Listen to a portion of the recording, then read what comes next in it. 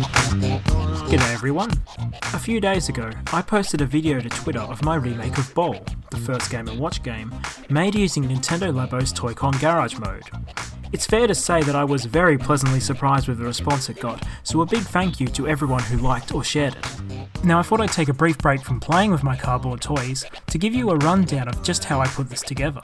I hope it'll give some of you a few ideas for your own Toy-Con Garage projects, and maybe even encourage someone to recreate one of the other 40 odd Game & Watch titles. So if you're the kind of person who likes to spend hours of their free time manipulating virtual boxes, here's how you might go about it. Before we look at what I made, I need to point out that I was learning how to use this as I went along, so this is by no means a good example. So that you can learn from my mistakes, I have 3 main pieces of advice. The first is to think of your game as a set of components. That is, make a list of all the different parts your system will need, and try and think of what their inputs and outputs need to be. The second is to prototype these components before you commit to them. Try and think of several different ways you can achieve what you need to do, and test them out in a separate garage file. And the third and most crucial tip is to plan out your space carefully. The Toy-Con Garage is a very unique programming system in that you can only do things by sliding boxes around a very limited grid using touchscreen controls. If you don't plan out your space carefully beforehand, you'll find it very difficult to modify what you've done once it's been buried under dozens of node connections. Trust me on this. For those who aren't aware, the visuals of every Game & Watch game are a sheet of separated images that can be lit up one by one to simulate movement. And this is an effect we can easily replicate in the Toy-Con Garage, where the only visual output are boxes of light. To start, I used my computer to draw a box with the same dimensions as the Switch screen, including an internal box for the bezeled edges. Then I downloaded a sprite sheet of Bowl off the internet, put it in place, and printed this out. Using a penknife, I then cut these sprites out from another piece of paper, after simplifying a few bits. Once you've prepared your stencil, you will need to place a light box behind where each hole will be so you can light these up when you start programming your game. Before you start, I recommend that you go to the smallest zoom level and line up your screen with the grid in the Toy-Con Garage background. That way, you can be certain that your screen is in the same position every time you play. Oh, and there's one last secret to the visuals of my game. Usually, Toy-Con Garage can only output white boxes on a black background. However, in the Switch's system settings, there's an accessibility option that allows you to invert the colours of the display. And hey presto, black boxes on a white background.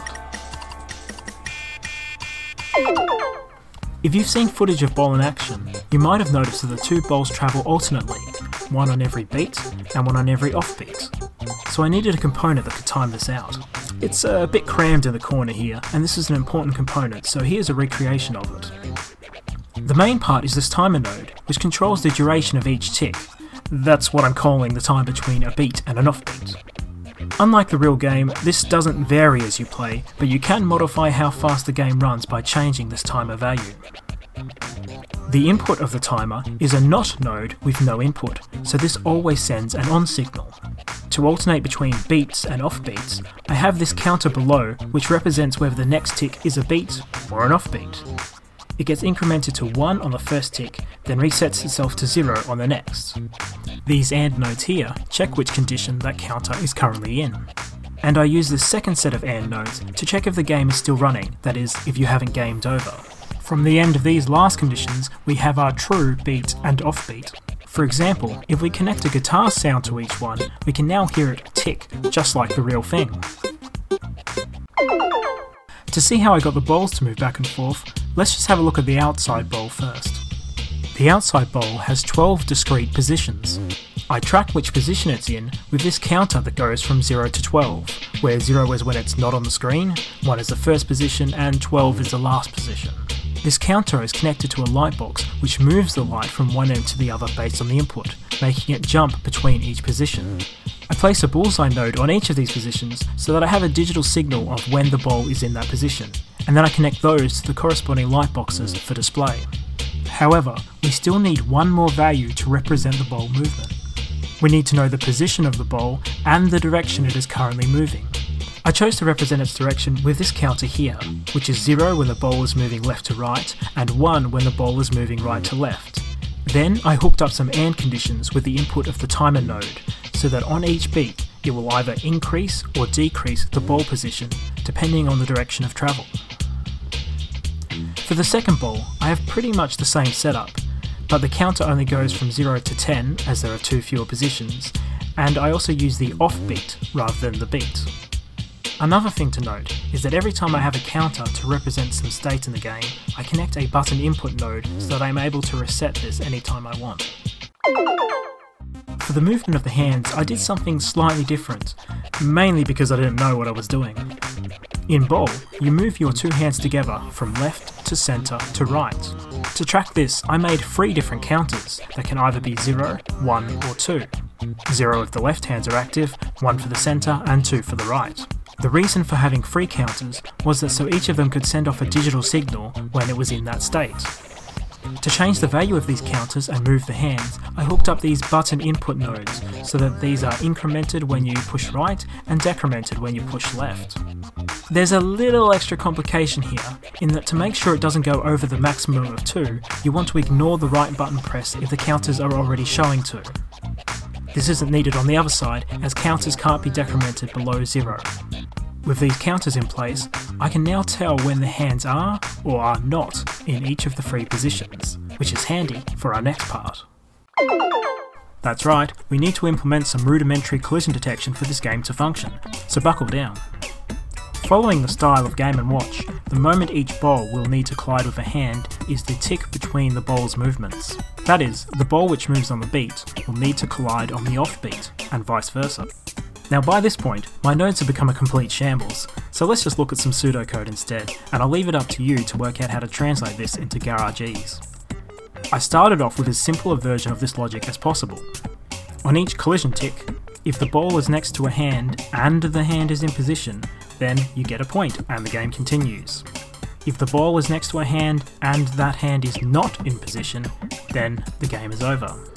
This naive approach works for the majority of cases, but the mechanics of bowl rely on you being able to hit the ball any time it is next to a hand, not just on the collision tick. Otherwise, you can easily get into an unwinnable state.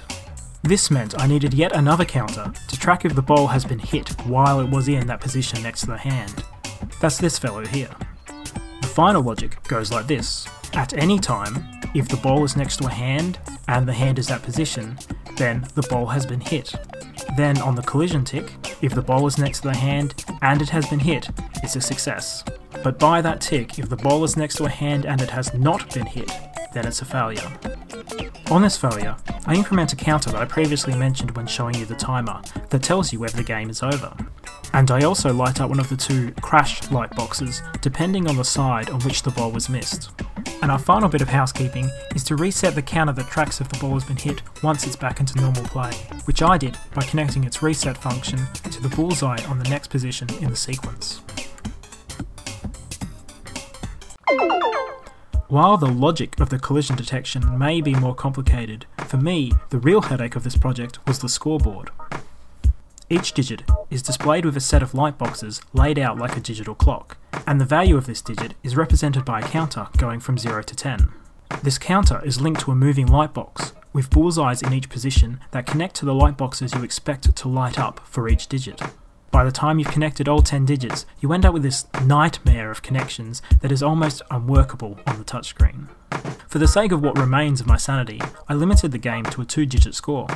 When the light box for the units digit hits the 10th position, I reset the units counter and increment the tens counter.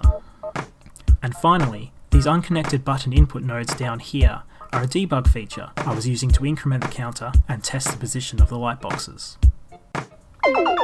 And that's the last component. This explanation went on a lot longer than I was expecting, so I hope you got something out of it. For more Labo madness, you can follow my Twitter account @LeavingLab. Thank you for watching.